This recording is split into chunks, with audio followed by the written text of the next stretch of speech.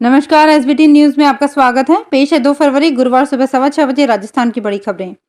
प्रधानमंत्री नरेंद्र मोदी ने कहा है कि अमृतकाल का पहला वित्त वर्ष 2023-24 का बजट विकसित भारत के विराट संकल्प को पूरा करने के लिए एक मजबूत नींव का निर्माण करेगा और इससे वंचितों को वरीयता मिलेगी। वित्त मंत्री निर्मला सीतारमण द्वारा पेश बजट पर अपनी पहली प्रतिक्रिया में मोदी ने बुधवार को कहा कि ये बजट वंचितों को वरीयता देता है और ये आज के आकांक्षी समाज, गांव, गरीब, किसान, मध्यम वर्ग और सभी के सपनों को पूरा करेगा।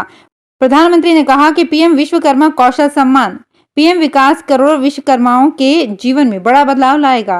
उन्होंने कहा कि परंपरागत रूप से अपने हाथ में औजारों और उपकरणों से कड़ी मेहनत करने वाले करोड़ों विश्वकर्मा इस देश के निर्माता हैं और वे कुछ न कुछ सृजन करने वाले हैं। मोदी ने कहा कि इस बजट के प्रावधान में सहकारिता को ग्रामीण अर्थव्यवस्था के विकास की धुरी बनाएंगे। सरकार ने सहकारी क्षेत्र में दुनिया की सबसे बड़ी अन्न भंडार योजना बनाई है तथा बजट में नई प्राथमिक सहकारी समितियों को बढ़ावा देने की महत्वाकांक्षी योजना का ऐलान किया है।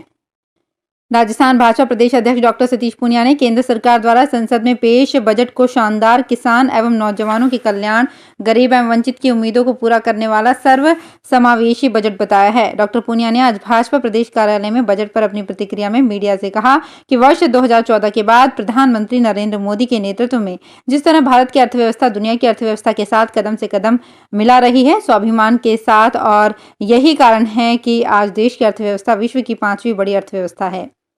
राजस्थान में गुमशुदा बच्चों को दस्तयाब करने वाले कांस्टेबल से लेकर सहायक उप निरीक्षक स्तर के पुलिसकर्मियों को प्रोत्साहन स्वरूप पदोन्नत संवर्ग पाठ्यक्रम के लिए मनोनयन कर विशेष पदोन्नति दी जाएगी।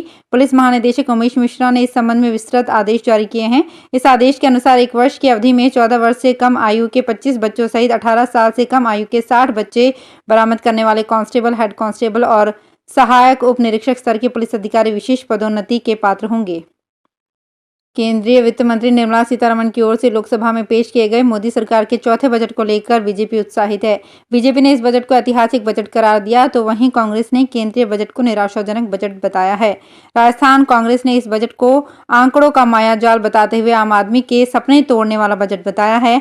कैबिनेट मंत्री प्रताप सिंह खाचरियावास, महेश जोशी, वरिष्ठ कांग्रेस नेता राजीव अरोड़ा, कांग्रेस प्रवक्ता स्वर्णिम चतुर्वेदी, कांग्रेस ओबीसी विभाग के राष्ट्रीय संयोजक राजेंद्र सैन ने केंद्रीय बजट को निराशाजनक बताते हुए मोदी सरकार की आलोचना की है। प्रधानमंत्री नरेंद्र मोदी, राष्ट्रीय अध्यक्ष जेपी नड्डा और रक्षा मंत्री राजनाथ सिंह बुधवार को भाजपा कार्यालय पहुंचे।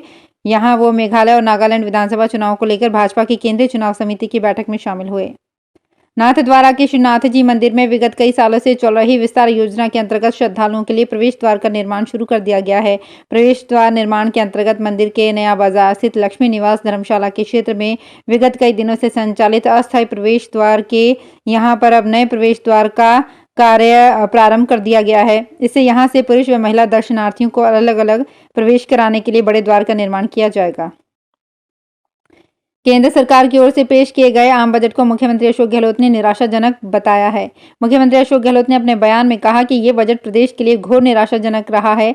राज्य के विकास से संबंधित ईस्टर्न कैनाल परियोजना को राष्ट्रीय परियोजना घोषित किए जाने की हमारी मांग को केंद्र सरकार द्वारा स्वीकार नहीं किए जाने से प्रदेशवासियों को निराशा हुई है।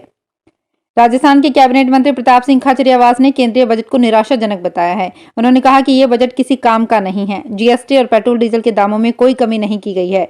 इस बजट ने देश की जनता के सपने तोड़ दिए। खाचरियावास ने बजट को धर्म और संस्कृति पर हमला बताया।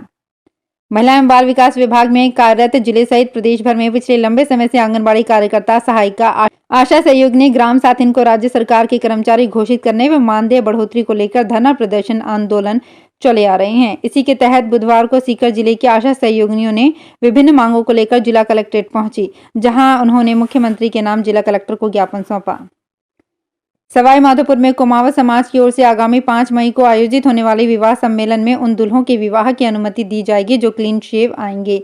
दाढ़ी वाले दुल्हों को सम्मेलन में शामिल नहीं किया जाएगा। ये निर्णय मंगलवार को चौथ का बरवाड़ा स्थित कुमावत समाज की धर्मशाला में शंकर लाल सुकड़ीवाल की अध्यक्षता में बैठक में लिया गया। विवाह सम्मेलन को लेकर अन्य निर्णय भी किए गए हैं। धर्मशाला विकास समिति के अध्यक्ष भंवरलाल उदयवाल और कुमावत क्षत्रिय महासभा के जिला महामंत्री धर्मवीर सिंह कुमावत ने बताया कि समाज के विवाह सम्मेलन में 11 जोड़े परिणय सूत्र में बंधेंगे। इस दौरान दूल्हे के क्लीन शेव होना जरूरी है।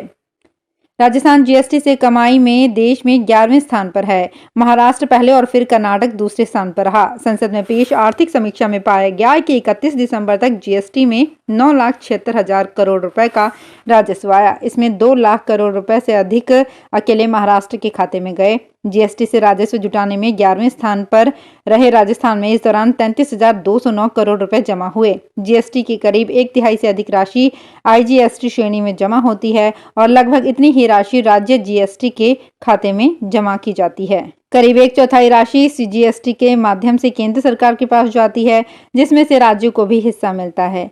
इसके अलावा शेष राशि सेस के रूप में केंद्र सरकार को मिलती है। अब तक सेस में से राज्य को जीएसटी के कारण होने वाली क्षतिपूर्ति का मुआवजा भी मिलता था, जो 30 जून 2022 के बाद बंद कर दिया गया। दिल्ली में मेयर चुनाव की तारीखों का ऐलान हो गया है। 6 फरवरी को एमसीडी में मेयर, डेप्यूटी मेयर और स्टैंडिंग कमेटी के 6 सदस्यों का चुनाव होगा। उपराज्यपाल विनय कुमार सक्सेना ने अरविंद केजरीवाल सरकार के प्रस्ताव पर मुहर लगा दी है। भारतीय खनन क्षेत्र में अपनी तरह की नई पहल करते हुए राजस्थान भी ईवी क्रांति में शामिल होने जा रहा है। प्रदेश में मौजूद देश की सबसे बड़ी खनन कंपनी हिंदुस्तान जिंक ने भूमिगत खनन कार्यों में नॉर्मेट एजिटेटर स्मार्ट ड्राइव ईवी का उपयोग करने जा रही है। ईवी क्रांति में शामिल होने वाली हिंदुस्तान जिंक पहली खनन कंपनी है जो अपने भूमिगत संचालन के लिए लगातार बदलाव कर इलेक्ट्रिक वाहनों का संचालन कर रही है। कंपनी ने डीजल से चलने वाले 900 खनन वाहनों को बैटरी में बदलने की योजना बनाई है। एक बार फिर मोटा अनाज ट्रेंड में है। दरअसल मोटे अनाज के उत्पादन को लेकर वित्त मंत्री निर्मला सीतारमण ने आम बजट 2023 में बड़ी घोषणा करते हुए ये कहा कि मोटा अनाज, जिसे श्री अन्न भी कहते हैं, इसे बढ़ावा दिया जा रहा है। हम दुनिया में श्री अन्न के सबसे बड़े उत्पादक और दूसरे सबसे बड़े निर्यातक हैं। छोटे किसानों ने नागरिकों की सेहत को मजबूत करने के लिए श्री अन्न उगाया है और बड़ी भूमिका निभाई है। हिमाचल के मनाली में बर्फ से बने इग्लू टूरिस्ट के आकर्षण का केंद्र बने हैं। मनाली के हामटा और सेथन 2 गांवों की पहचान इग्लू विलेज के रूप में बनती जा रही है। इन दोनों ही गांव में टूरिस्ट के लिए ऐसे कई इग्लू हाउस तैयार किए गए हैं। ये इग्लू हाउस ठोस बर्फ के ब्लॉक्स बनाकर उसकी दीवारें खड़ी कर बनाई जाती है। इसमें किसी तरह का कोई केमिकल इस्तेमाल नहीं किया जाता। इनमें बेड भी बर्फ से ही तैयार किए जाते हैं। इन इग्लू हाउस को लेकर सैलानियों में खासा क्रेज नजर आता है। तो फिलहाल इस बुलेटिन में इतना ही। फिर हाजिर होंगे कुछ और बड़ी खबरों के साथ।